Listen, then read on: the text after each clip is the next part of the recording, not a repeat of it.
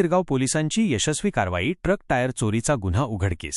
गोकुळ शिरगाव पोलिसांनी आधुनिक तंत्रज्ञानाचा वापर करत अशोक लेलँड ट्रकच्या टायर चोरीचा गुन्हा काही तासांतच उघडकीस आणला आहे. पोलिसांनी सुमारे 1,30,000 रुपये किमतीचे चोरी केलेले टायर जप्त केले असून 2 आरोपींना अटक केली आहे. ही कारवाई गोकुळ शिरगाव पोलीस ठाण्याच्या हद्दीत करण्यात आली.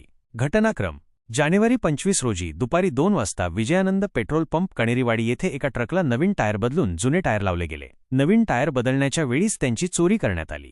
हे टायर मनगोळी सप्लायर्स कंपनी विजापूरचे होते. फिर्यादीने तक्रार दाखल केल्यानंतर पोलिसांनी तांत्रिक माहितीच्या आधारे तपास सुरू केला. पोलिसांचा तपास आणि कारवाई: पोलिसांनी आधुनिक तंत्रज्ञानाचा वापर करत 2 आरोपींची ओळख पटवली. सिद्धाप्पा लक्ष्मण कडबर, वय 23, विजापूर, कर्नाटक आणि रवींद्र कांतू शिंदे, वय 32, रत्नागिरी यांना जानेवारी 29 रोजी रत्नागिरी जिल्ह्यातून ताब्यात घेण्यात आले. चौकशीत त्यांनी गुन्ह्याची कबुली दिली. पोलिसांनी 1,30,000 रुपये किमतीचे ट्रकचे टायर जप्त केले. दोन्ही आरोपींना अटक करून पोलीस कोठडीत ठेवण्यात आले आहे. विशेष बाब: या गुन्ह्यात पोलिसांनी आधुनिक तंत्रज्ञानाचा प्रभावी वापर करून आरोपींना शोधून काढले, हे विशेष उल्लेखनीय आहे.